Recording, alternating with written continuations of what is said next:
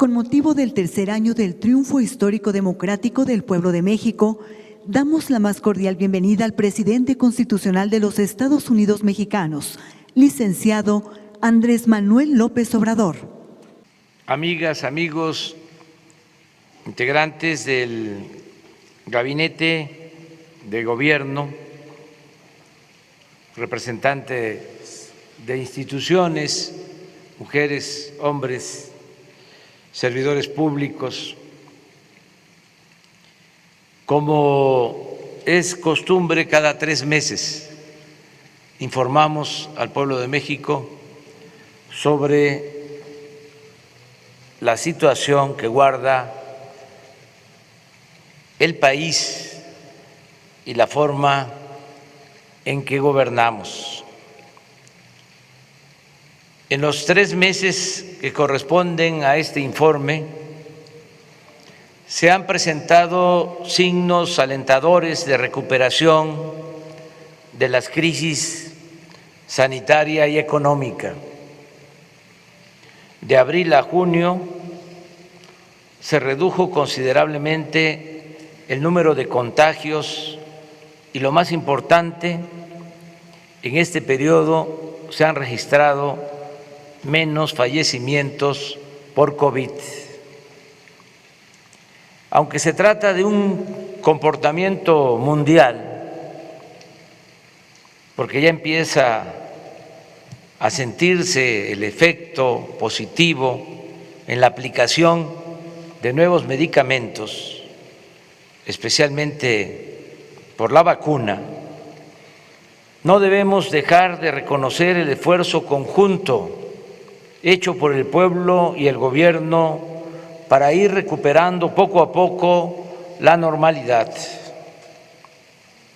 Que no se olvide la actitud responsable de muchos mexicanos que se han cuidado, ya sea en sus domicilios o quienes tienen la necesidad imperiosa de salir a buscar el sustento diario en la calle.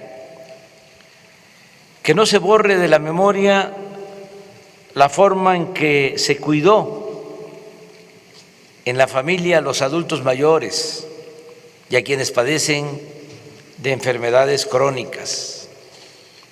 Agradezcamos a los que cerraron un negocio pero no dejaron de pagar a sus trabajadores. Expresemos nuestra gratitud a los médicos, enfermeras y trabajadores de la salud que arriesgaron sus vidas para salvar a otros. Todos estos gestos de amor y solidaridad verdadera han ayudado a sobrellevar los sacrificios y el sufrimiento. La fraternidad se ha hecho presente también para quienes perdieron a sus seres queridos a causa de la terrible pandemia del COVID.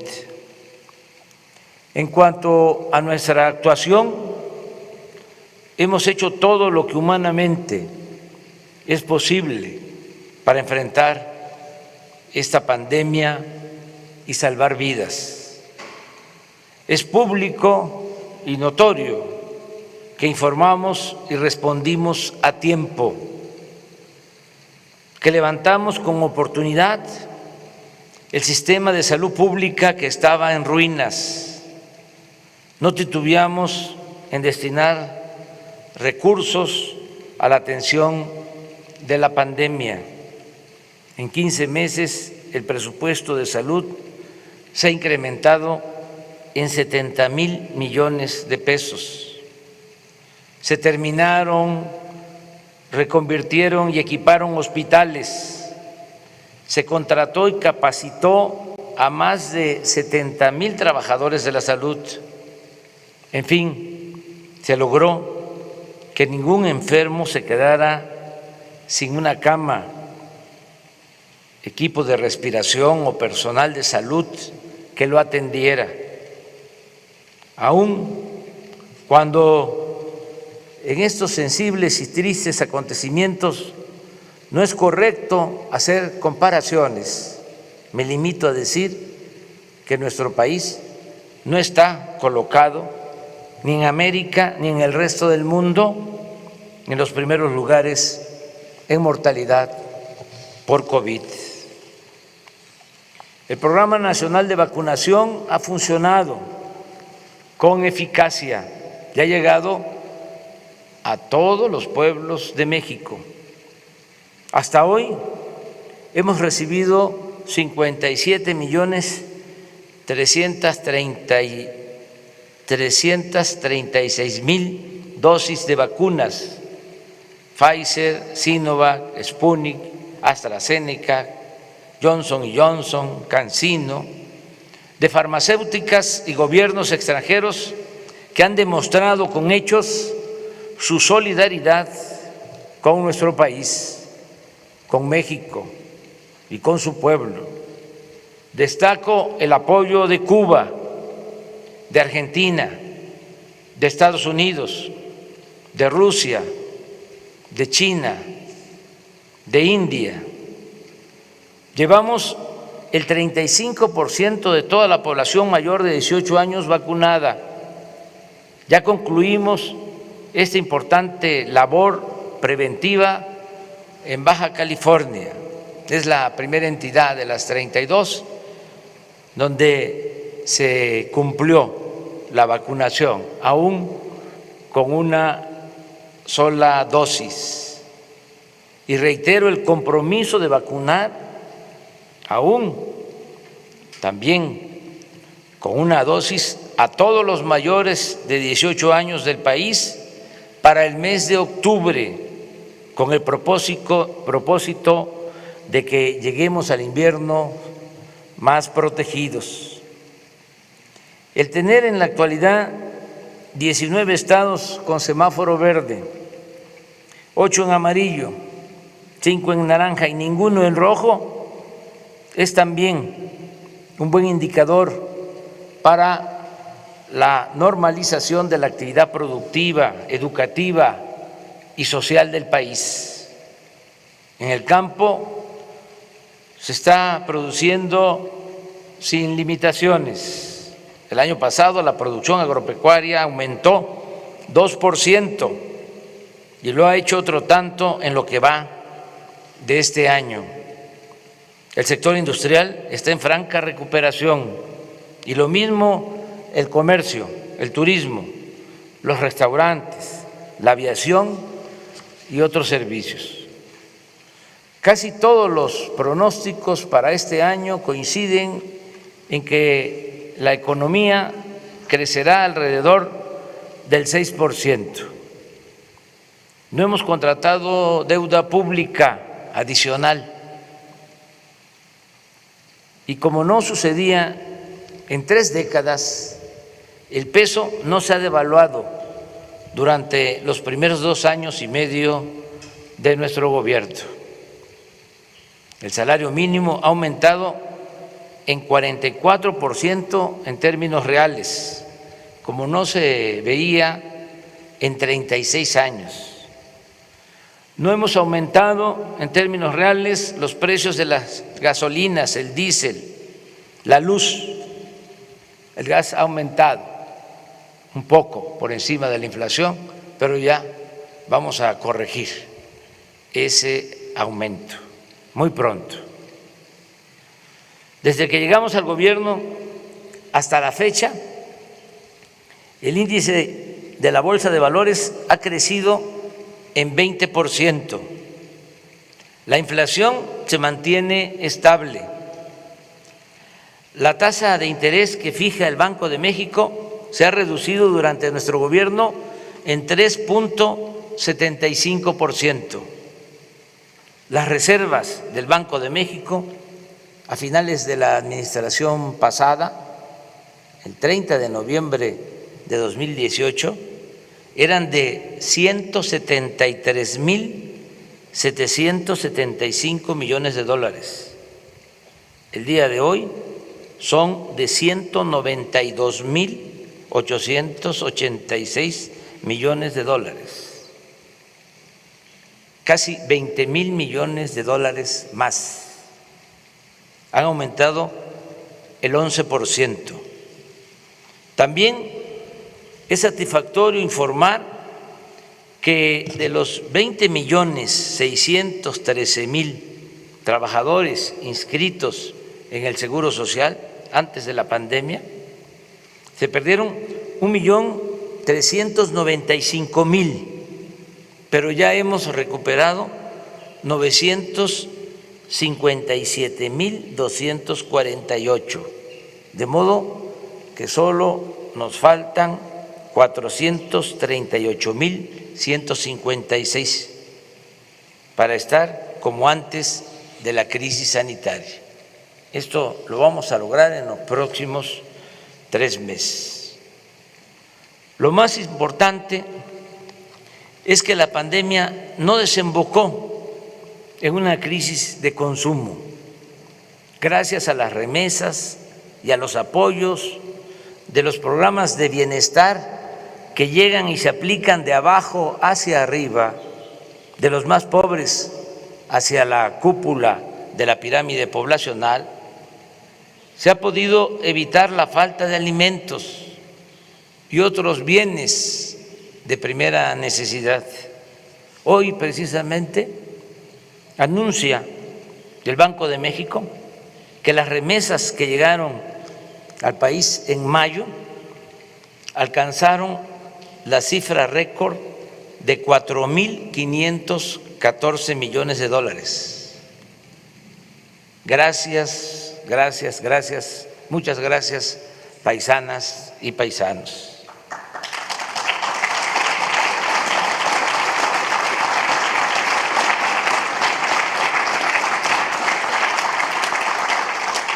No ha habido asaltos a comercios, ni actos de vandalismo o desesperación por hambre o desatención a las necesidades básicas de la gente. Hay gobernabilidad en nuestro país. En materia de seguridad pública también hemos avanzado, aún con la complejidad del problema que heredamos.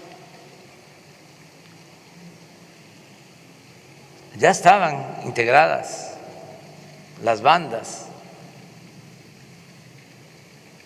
los grupos delictivos cuando llegamos. No creo que se hayan creado nuevos grupos en estos 2 años y medio. Es el Cártel Jalisco o del Pacífico o el de Guanajuato, los que ya habían, los que estamos enfrentando, no declarándoles la guerra, porque la violencia no se puede enfrentar con la violencia, sino con otros métodos más humanos y más eficaces. Estamos atendiendo a los jóvenes, estamos atendiendo a los desposeídos, a los pobres, para que no tengan necesidad de tomar el camino de las conductas antisociales, bajo el criterio de que la paz es fruto de la justicia. De todas formas, ha ido bajando la incidencia delictiva. En el tiempo que llevamos en el gobierno, los homicidios han disminuido 2%, el robo de vehículo en 40%, el secuestro en 41%, el robo a casa habitación en 26%, aunque todavía tenemos aumentos del 14% en feminicidio, en 9% en robo de transporte público individual y en 26% en extorsión. Agradezco, como siempre, el apoyo del Gabinete de Seguridad que todos los días, de lunes a viernes, esto es inédito, nunca en la historia del país un gobierno había destinado tanto tiempo a atender el problema de la inseguridad y de la violencia. Todos los días, de lunes a viernes, de 6 a 7 de la mañana, se reúnen servidores públicos, el secretario de la Defensa, el secretario de Marina, la secretaria de Seguridad Pública,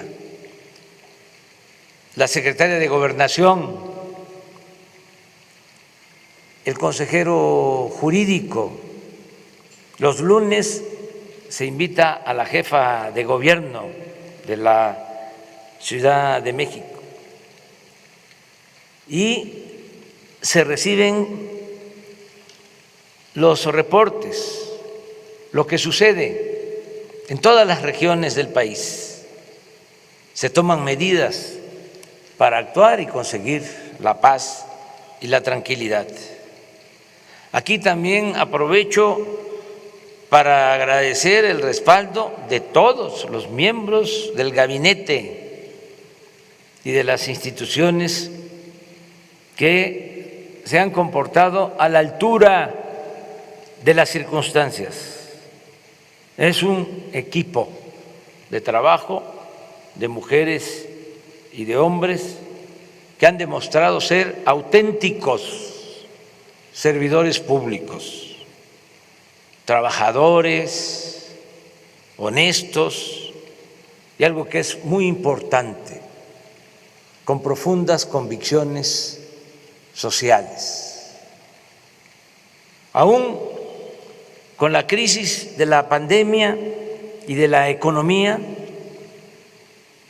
pudimos celebrar una de las más numerosas y competidas elecciones de la historia de México, sin problemas mayores y consolidando al mismo tiempo el sistema y el método democrático, guiados por el ideal maderista y por nuestras convicciones a favor de la causa de la democracia y en contra del fraude electoral que padecimos durante mucho tiempo. Ya estando en el gobierno, nos comprometimos a que el presupuesto no se utilizaría para beneficiar a ningún candidato y a ningún partido. Y cumplimos, es decir, que como pocas veces en esta ocasión no se llevaron a cabo elecciones de Estado. No dejó de haber la vergonzosa compra de voto con dinero, tarjetas o entrega de despensas, pero no fue determinante, como sucedía en tiempos pasados.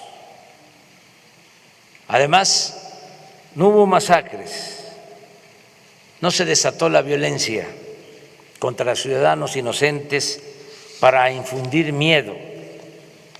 En Guerrero, por ejemplo, ningún candidato sufrió agresiones y casi lo mismo aconteció en la mayoría de los estados.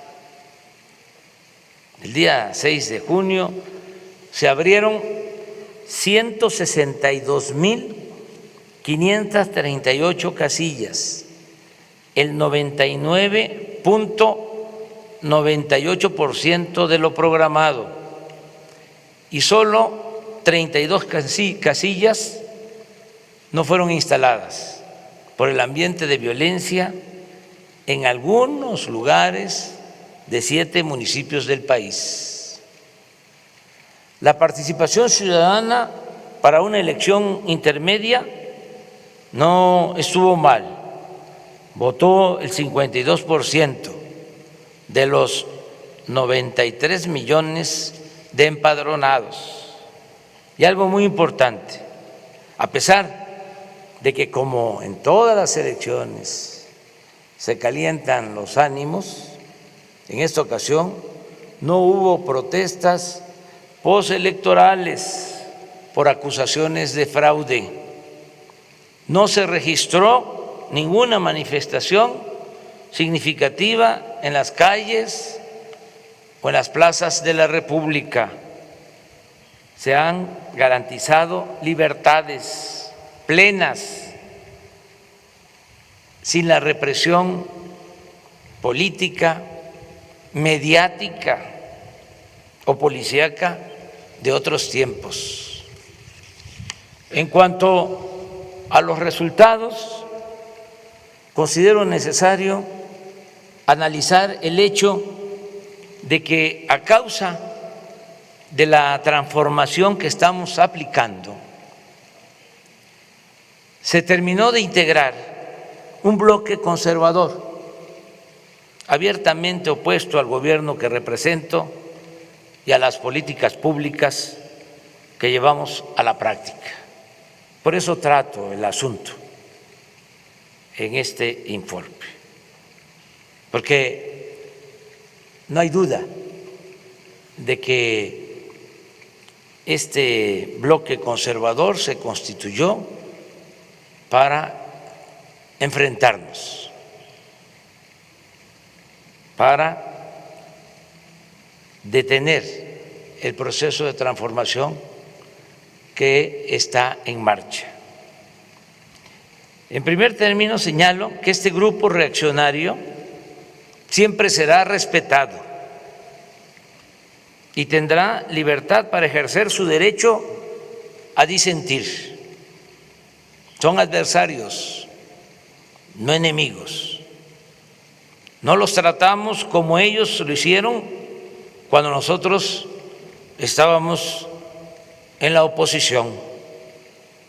No los vemos como enemigos a destruir, sino como adversarios a vencer. Sencillamente defendemos y representamos proyectos de nación distintos y contrapuestos.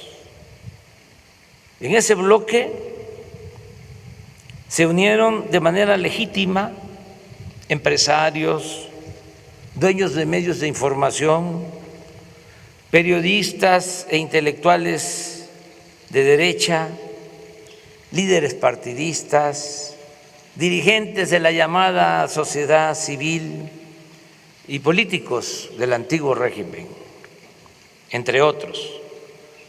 Repito, para enfrentar el proyecto de transformación que estamos aplicando para acabar con la corrupción y con la desigualdad.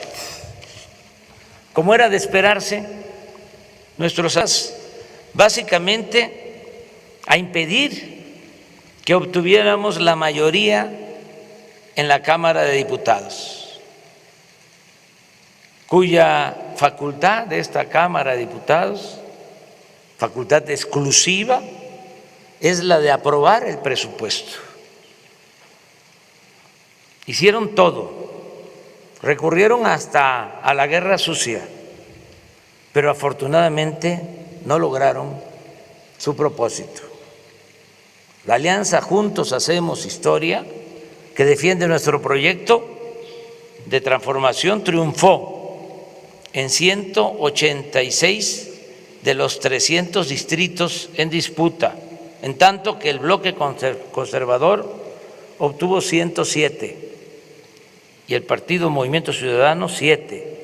Si a ello se suma el reparto de plurinominales, la bancada a nuestro favor tendrá una cómoda mayoría.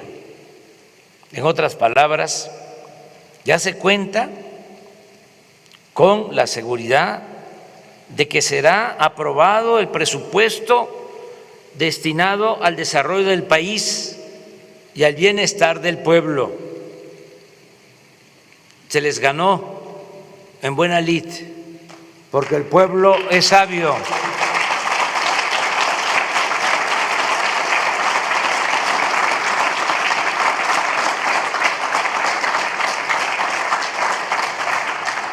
No podrán detener las ayudas destinadas a los pobres.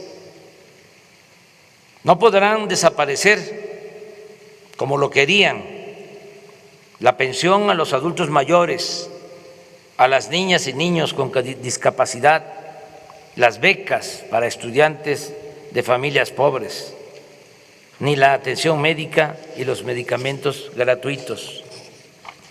Tampoco podrán frenar el programa Sembrando Vida, ni el de jóvenes construyendo el futuro, ni el aeropuerto Felipe Ángeles, ni el Tren Maya, ni el Banco de Bienestar, ni el Internet para todos, ni el proyecto del Istmo de Tehuantepec, ni nada que vaya destinado a los pobres, a los que aborrecen, porque con honrosas excepciones los conservadores son clasistas, racistas e hipócritas.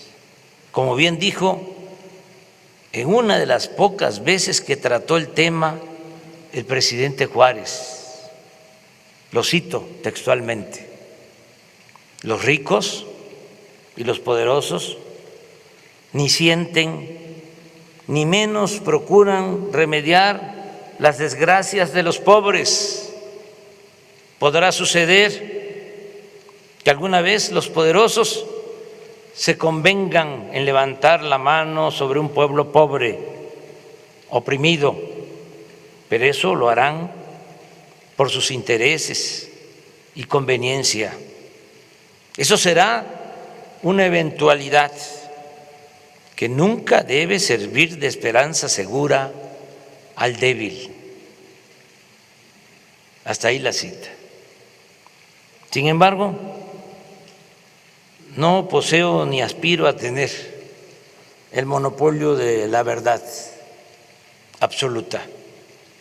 Por eso reitero, nuestros adversarios siempre recibirán del gobierno que represento el respeto y la libertad a la que tienen derecho para manifestarse sin límites, represión o censura. Los tiempos han cambiado. Juárez decía: los reaccionarios también son mexicanos. Esa frase la volvió a utilizar Plutarco Elías Calles. Los reaccionarios también son mexicanos. No me gusta esa frase, con tanto que admiro al presidente Juárez. Son ahora otras circunstancias, por eso no podría decir lo mismo.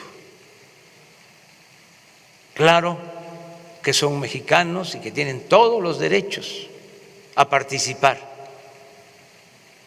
porque nosotros aspiramos a establecer en México una auténtica, una verdadera democracia, no una dictadura, no una tiranía. No queremos excluir a nadie. Este país lo tenemos que ir construyendo a pesar de la diversidad, con el respeto a las libertades y con la participación de todas y de todos los mexicanos. Amigas y amigos, hoy cumplimos 3 años del triunfo histórico de nuestro movimiento y aún recuerdo cuando el 1 de diciembre de 2018, en el camino a la Cámara de Diputados para tomar posesión de la presidencia de la República, se nos acercó al automóvil un joven en bicicleta y me gritó: no nos vayas a fallar. Creo, pasado el tiempo, no haber defraudado la esperanza de ese joven ni de quienes votaron por mí hace 3 años.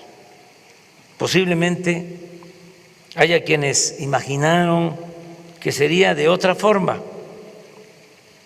Los que han llegado a la conclusión, en ejercicio de su libertad y de su criterio, que no comparten mis ideas y que no les gusta mi estilo de gobierno, mi estilo de gobernar. Pero nadie en honor a la verdad podrá decir que no he cumplido con mi compromiso de desterrar la corrupción y destinar mi imaginación, experiencia y trabajo en beneficio del pueblo y de la nación. Los logros están a la vista. A pesar de la pandemia y del sufrimiento que acarreó, la gente no ha perdido la fe en un mejor porvenir. Existen libertades plenas y poco a poco vamos pacificando al país sin violar derechos humanos y sin reprimir al pueblo. Me alegra que así lo entiendan la mayoría de los mexicanos. Hace 3 días se terminó de levantar una encuesta telefónica nacional aplicada por nosotros y comparto con ustedes algunas preguntas y respuestas y subrayo aplicada por nosotros para que no se vaya a malinterpretar. Cuando digo aplicada por nosotros, se debe también pensar que tenemos 3 principios rectores: no mentir, no robar y no traicionar al pueblo. Las preguntas y las respuestas.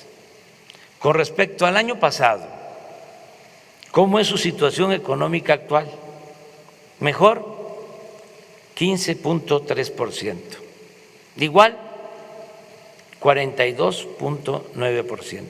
Peor, 40.0%. No sabe, no contestó, 1.9%. Otra, ¿cómo cree que será su situación económica el siguiente año? Mejor, 38.4%. Igual, 26.8%. Peor, 23.2%. No sabe, no contestó, 11.6%. ¿Cómo cree que será la situación del país al término de este sexenio? Mejor, 41.4%. Igual, 23.9%. Peor, 26.9%. No sabe, no contestó, 7.8%. En su opinión, ¿cómo es la corrupción en el país en este sexenio comparado con el anterior? Mayor, 19.7%. Igual, 33.3%. Menor, 43.0%. No sabe, no contestó, 4.0%. ¿Piensa usted que el gobierno actual representa un cambio importante? Sí, 64.7%. No, 31.1%. No sabe, 2.5%. No contestó, 1.6%. ¿Está usted de acuerdo en ese cambio? Sí, 87.4%. No.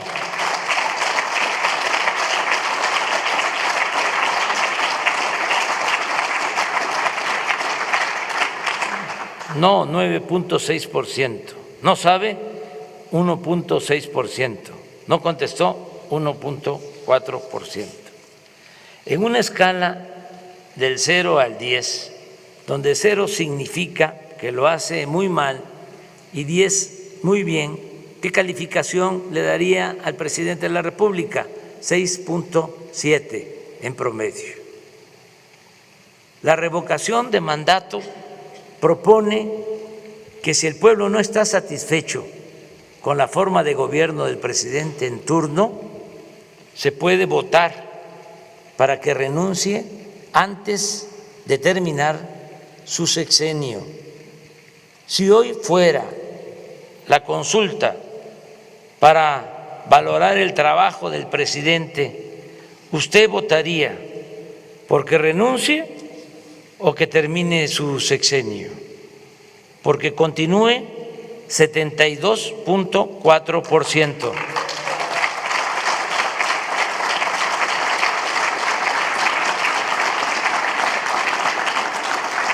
Porque renuncie 22.7%.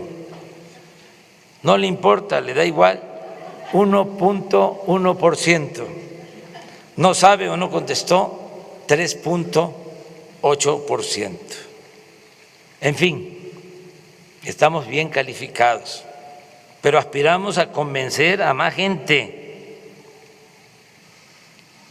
a que se vaya creando más conciencia, que haya más revolución de las conciencias, a informar, a orientar, a concientizar, convencer